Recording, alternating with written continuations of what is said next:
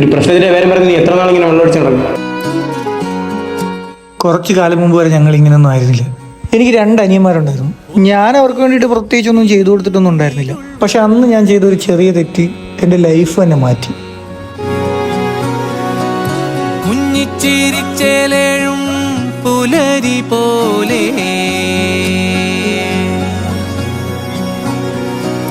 പണ്ടു പണ്ടല്ലിന്നലെ ഇന്നലെയല്ലിന്നല്ലേ നീ വന്നു.